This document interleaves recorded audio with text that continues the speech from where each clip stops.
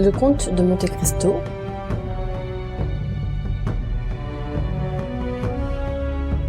Alexandre Dumas,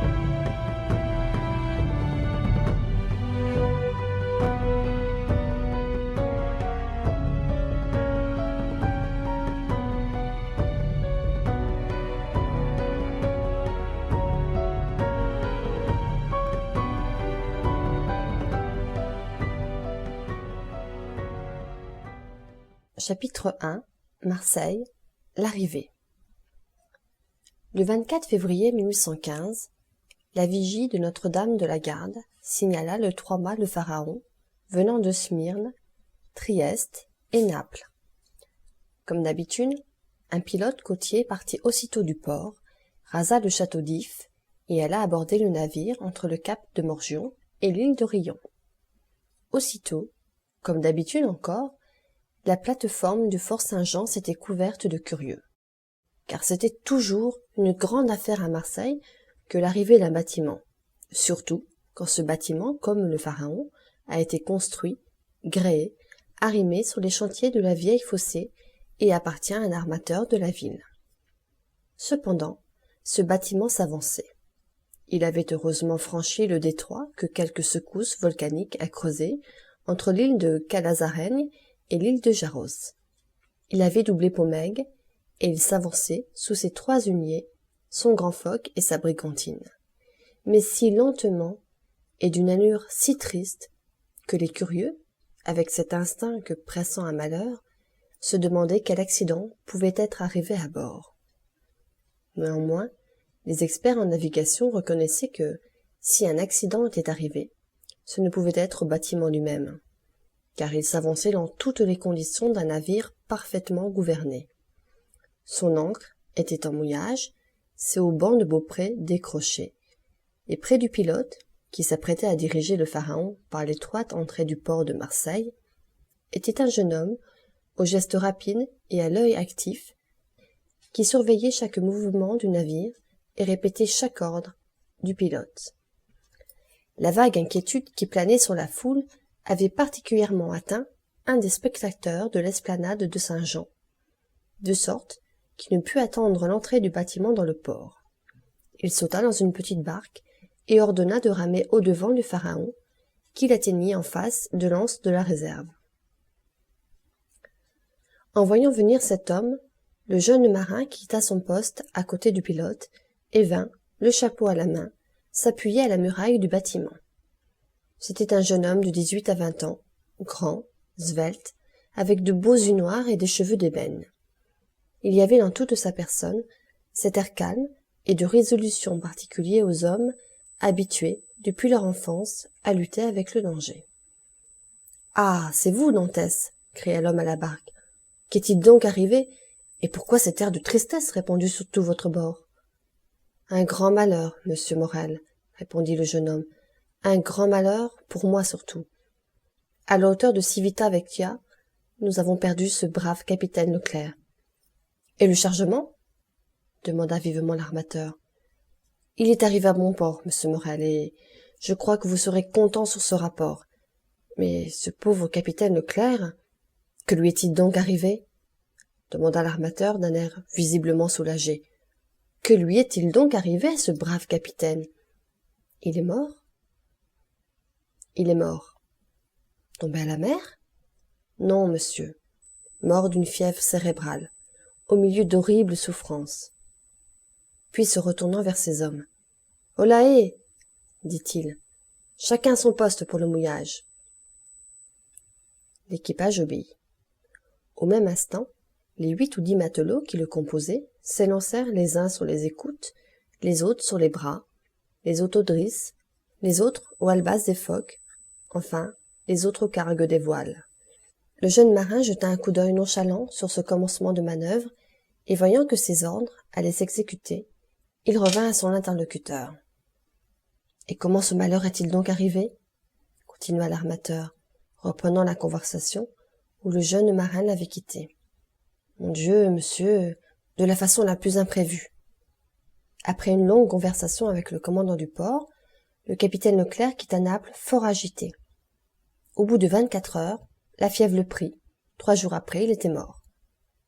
Nous lui avons fait les funérailles ordinaires et il repose, décemment enveloppé dans un hamac, avec un boulet de 36 au pied et un à la tête, à la hauteur de l'île d'El Giglio.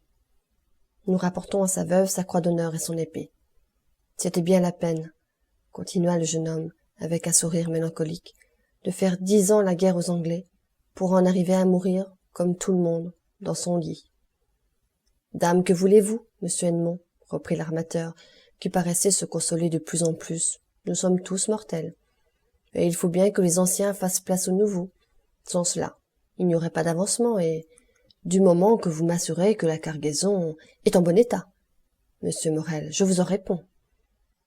Voici un voyage que je vous donne le conseil de ne point escompter pour 25 000 francs de bénéfice. Puis, comme on venait de dépasser la tour ronde, « Range à carguer les voiles de une, le foc et la brigantine !» cria le jeune marin. « Faites penaud !» L'ordre s'exécuta avec presque autant de promptitude que sur un bâtiment de guerre. « Amène et cargue partout !» Au dernier commandement, toutes les voiles s'abaissèrent, et le navire s'avança d'une façon presque insensible, ne marchant plus que par l'impulsion donnée. « Et maintenant, si vous voulez monter, monsieur Morel, dit Dantès, voyant l'impatience de l'armateur, voici votre comptable, monsieur Danglars, qui sort de sa cabine et qui vous donnera tous les renseignements que vous pourrez désirer.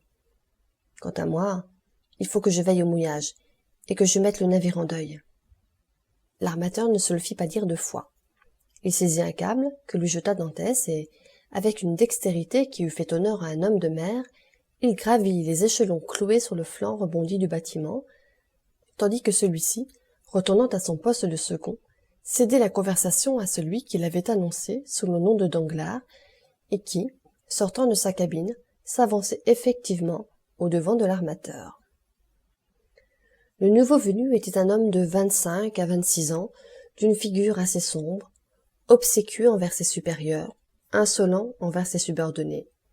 Aussi, outre son titre d'agent comptable, qui est toujours un motif de répulsion pour les matelots, était-il généralement aussi mal vu de l'équipage qu'Edmond Dantès, au contraire, en était aimé. « Eh bien, monsieur Morel, dit Danglars, vous savez le malheur, n'est-ce pas ?»« Oui, oui, pauvre capitaine Leclerc, c'était un brave et honnête homme. Et un excellent marin surtout, vieilli entre le ciel et l'eau, comme il convient à un homme chargé des intérêts d'une maison aussi importante que la maison Morel et fils, répondit Danglars. Mais, dit l'armateur, suivant des yeux Dantès, qui cherchait son mouillage, mais il me semble qu'il n'y a pas besoin d'être si vieux marin que vous le dites, Danglars, pour connaître son métier. Et voici notre ami Edmond qui fait le sien, ce me semble, en homme qui n'a besoin de demander des conseils à personne. Oui, dit Danglars en jetant sur Dantès un regard oblique où brilla un éclair de haine. Oui, c'est jeune, et cela ne doute de rien. À peine le capitaine a-t-il été mort qu'il a pris le commandement sans consulter personne, et qu'il nous a fait perdre 1 jour et demi à l'île d'Elbe, au lieu de revenir directement à Marseille. Quant à prendre le commandement du navire, dit l'armateur, c'était son devoir comme second. Quant à perdre 1 jour et demi à l'île d'Elbe, il a eu tort, à moins que le navire n'ait eu quelque avarie à réparer. Le navire se portait comme je me porte, et comme je désire que vous vous portiez, monsieur Morel. Et cette journée et demie a été perdue par pur caprice, pour le plaisir d'aller à terre, voilà tout. Dantès, dit l'armateur se retournant vers le jeune homme, venez donc ici. Pardon, monsieur, dit Dantès, je suis à vous dans un instant. Puis s'adressant à l'équipage, mouille, dit-il. Aussitôt, l'ancre tomba, et la chaîne fila avec bruit. Dantès resta à son poste, malgré la présence du pilote, jusqu'à ce que cette dernière manœuvre fût terminée. Puis alors, « Abaissez la flamme à mi-mât, mettez le pavillon en berne, croisez les vergues. »« Vous voyez, dit Danglars, il se croit déjà capitaine sur ma parole. »« Et il est, de fait, dit l'armateur. »« Oui, sauf votre signature et celle de votre associé, monsieur Morel. »« Dame, pourquoi ne le laisserions-nous pas à ce poste ?» dit l'armateur. « Il est jeune, je le sais bien, mais il me paraît tout à la chose et fort expérimenté dans son état. » Un nuage passa sur le front de Danglars. « Pardon, monsieur Morel, dit Dantès en s'approchant, Maintenant que le navire est mouillé, me voilà tout à vous. Vous m'avez appelé, je crois. » Danglars fit un pas en arrière. « Je voulais vous demander pourquoi vous vous étiez arrêté à l'île d'Elbe. »« Je l'ignore, monsieur. C'était pour accomplir un dernier ordre du capitaine Leclerc qui, en mourant, m'avait remis un paquet pour le grand maréchal Bertrand. »« L'avez-vous donc vu, Edmond ?»« Qui ?»« Le grand maréchal. »« Oui. » Morel regarda autour de lui et tira Dantès à part. « Et comment va l'empereur ?» demanda-t-il vivement. « Bien, autant que j'ai pu en juger par mes yeux. »« Vous avez donc vu l'empereur aussi ?»« Il est entré chez le maréchal pendant que j'y étais. »« Et vous lui avez parlé ?»« C'est-à-dire que c'est lui qui m'a parlé, monsieur, dit Dantès en souriant. »« Et que vous a-t-il dit ?»« Il m'a fait des questions sur le bâtiment, sur l'époque de son départ pour Marseille, sur la route qu'il avait suivie et sur la cargaison qu'il portait. Je crois que s'il eût été vide et que j'en eusse été le maître, son intention eût été de l'acheter. Mais je lui ai dit que je n'étais que simple second et que le bâtiment appartenait à la maison Morel et fils. « Ah ah !» a-t-il dit. « Je la connais. Les Morel sont armateurs de père en fils et il y avait un Morel qui servait dans le même régiment que moi lorsque j'étais en garnison à Valence. »« C'est pardieu vrai !» s'écriait l'armateur tout joyeux. « C'était Policar Morel, mon oncle, qui est devenu capitaine. » Dantès, vous direz à mon oncle que l'empereur s'est souvenu de lui et vous le verrez pleurer, le vieux grognard. Allons, allons, continua l'armateur en frappant amicalement sur l'épaule du jeune homme. Vous avez bien fait, Dantès, de suivre les instructions du capitaine Leclerc et de vous arrêter à l'île d'Elbe, quoique si l'on savait que vous avez remis un paquet au maréchal et causé avec l'empereur, cela pourrait vous compromettre. En quoi voulez-vous, monsieur, que cela me compromette, dit Dantès. Je ne sais même pas ce que je portais, et l'empereur ne m'a fait que les questions qu'il eût faites au premier venu. Mais, pardon, reprit Dantès, voici la santé et la douane qui nous arrivent. Vous permettez, n'est-ce pas? Faites, faites, mon cher Dantès. Le jeune homme s'éloigna, et comme il s'éloignait, Danglars se rapprocha. Eh bien, demanda-t-il, il paraît qu'il vous a donné de bonnes raisons de son mouillage à Porto Ferracio? D'excellentes, mon cher Danglars.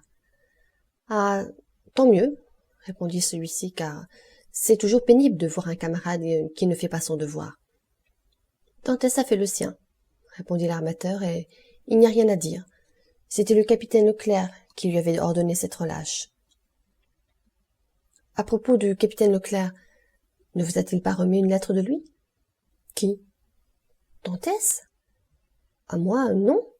En avait-il donc une? Je croyais qu'outre le paquet, le capitaine Leclerc lui avait confié une lettre. De quel paquet voulez-vous parler, Danglars? De celui que Dantès a déposé en passant à Porto Ferracio. Comment savez-vous qu'il avait un paquet à déposer à Porto Ferracio? Danglars rougit. Je passais devant la porte du capitaine qui était entr'ouverte et je lui ai vu remettre ce paquet et cette lettre à Dantès. Il ne m'en a point parlé, dit l'armateur, mais s'il a cette lettre, il me la remettra. Danglars réfléchit un instant. Alors, monsieur Morel, je vous prie, dit-il, ne parlez point de cela, Dantès, je me serais trompé. En ce moment, le jeune homme revenait. Danglars s'éloigna. « Eh bien, mon cher Dantès, êtes-vous libre ?» demanda l'armateur. « Oui, monsieur. » La chose n'a pas été longue.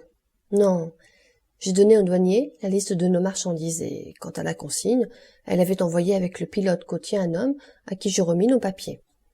Alors, vous n'avez plus rien à faire ici. Dantès jeta un regard rapide autour de lui. « Non, tout est en ordre, dit-il. Vous pouvez donc alors venir dîner avec nous. Excusez-moi, monsieur Morel, excusez-moi, je vous prie, mais je dois ma première visite à mon père. Je n'en suis pas moins reconnaissant de l'honneur que vous me faites. C'est juste, Dantès, c'est juste. Je sais que vous êtes bon fils. Et, demanda Dantès avec une certaine hésitation, et il se porte bien, que vous sachiez, mon père. Mais je crois que oui, mon cher Edmond, quoique je ne l'ai pas aperçu. Oui, il se tient enfermé dans sa petite chambre. Cela prouve au moins qu'il n'a manqué de rien pendant votre absence. Dantès sourit. Mon père est fier, monsieur, et eût-il manqué de tout, je doute qu'il eût demandé quelque chose à qui que ce soit au monde, excepté à Dieu. Eh bien, après cette première visite, nous comptons sur vous. Excusez-moi encore, monsieur Morel, mais Après cette première visite, j'en ai une seconde qui ne me tient pas moins au cœur. Ah, c'est vrai, Dantès. J'ai oublié qu'il y a au Catalan quelqu'un qui doit vous attendre avec non moins d'impatience que votre père. C'est la belle Mercédès. Dantès sourit. Dit l'armateur. Cela m'étonne plus qu'elle soit venue 3 fois me demander des nouvelles du pharaon. Peste. Edmond, vous n'êtes point à plaindre et vous avez là une jolie maîtresse. Ce n'est point ma maîtresse, monsieur, dit gravement le jeune marin. C'est ma fiancée. Bon, c'est quelquefois tout un, dit l'armateur en riant. Pas pour nous, monsieur, répondit Dantès. Allons, allons, mon cher Edmond, continua l'armateur, que je ne vous retienne pas. Vous avez assez bien fait mes affaires pour que je vous donne tout loisir de faire les vôtres. Avez-vous besoin d'argent? Non, monsieur, j'ai tous mes appointements de voyage, c'est-à-dire près de 3 mois de solde. Vous êtes un garçon rangé, non? Ajoutez que j'ai un père pauvre, monsieur Morel. Oui, oui, je sais que vous êtes un bon fils. Allez donc voir votre père. J'ai un fils aussi et j'en voudrais fort à celui qui, après un voyage de 3 mois, le retiendrait loin de moi. Alors, vous permettez? Dit le jeune homme en saluant. Oui, si vous n'avez rien de plus à me dire. Non. Le capitaine Leclerc ne vous a pas en mourant donné une lettre pour moi? Il eût été impossible d'écrire, monsieur, mais cela me rappelle que j'aurai un congé de 15 jours à vous demander. Pour vous marier? D'abord, puis pour aller à Paris. Bon, vous prendrez le temps que vous voudrez, Dantès. Le temps de décharger le bâtiment nous prendra bien 6 semaines et nous remettrons guère en mer avant 3 mois. Seulement, dans 3 mois, il faudra que vous soyez là, hein. Le pharaon, continua l'armateur en frappant sur l'épaule du jeune marin, ne pourrait pas repartir sans son capitaine. Sans son capitaine? S'écria Dantès, les yeux brillants de joie. Faites bien attention à ce que vous dites là, monsieur, car vous venez de répondre aux plus secrètes espérances de mon cœur. Votre intention serait-elle de me nommer capitaine du pharaon?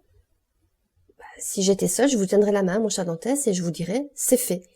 Mais j'ai un associé, vous savez le proverbe italien? C'è compagne padrone? Mais la moitié de la besogne est faite au moins, puisque sur 2 voies, vous en avez déjà une. Rapportez-vous-en à moi pour avoir l'autre, et je ferai de mon mieux. Oh, monsieur Morel, s'écria le jeune marin, saisissant, les larmes aux yeux, les mains de l'armateur. Monsieur Morel, je vous remercie, au nom de mon père et de Mercédès. C'est bien, Edmond, il y a un Dieu au ciel pour les braves gens, que diable. Allez voir votre père, allez voir Mercédès et revenez me trouver après. Mais, vous ne voulez pas que je vous ramène à terre? Non, merci. Je reste à régler mes comptes avec Danglars. Avez-vous été content de lui pendant les voyages? C'est selon le sens que vous attachez à cette question, monsieur. Si c'est comme bon camarade, non. Car je crois qu'il ne m'aime pas depuis le jour où j'ai eu la bêtise, à la suite d'une petite querelle que nous avions eue ensemble, de lui proposer de nous arrêter 10 minutes à l'île de Monte Cristo pour vider cette querelle. Une proposition que j'ai eu tort de lui faire et qu'il avait eu, lui, raison de refuser. Si c'est comme comptable que vous me faites cette question, je crois qu'il n'y a rien à dire et que vous serez content de la façon dont sa besogne est faite. Mais, demanda l'armateur, voyons, Dantès, si vous étiez capitaine du pharaon, garderiez-vous Danglars avec plaisir? Capitaine au second, monsieur Morel, répondit Dantès, j'aurai toujours les plus grands égards pour ceux qui posséderont la confiance de mes armateurs. Allons, allons, Dantès, je vois qu'en tout point vous êtes un brave garçon, que je ne vous retienne plus. Allez, car je vois que vous êtes sur des charbons. J'ai donc mon congé? Demanda Dantès. Allez, vous dis-je. Vous permettez que je prenne votre canot? Prenez. Au revoir, monsieur Morel, et 1000 fois merci. Au revoir, mon cher Edmond. Bonne chance. Le jeune marin sauta dans le canot, alla s'asseoir à la poupe, et donna l'ordre d'aborder à la canebière.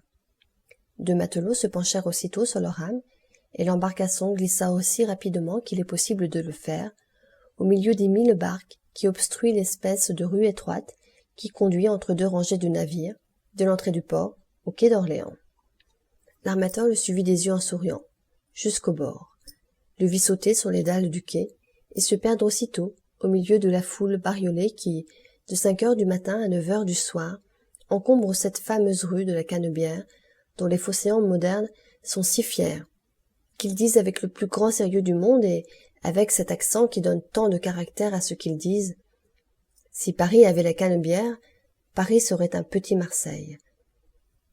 En se retournant, L'armateur vit derrière lui Danglars, qui, en apparence, semblait attendre ses ordres, mais qui, en réalité, suivait comme lui, le jeune marin du regard. Seulement, il y avait une grande différence dans l'expression de ce double regard qui suivait le même homme.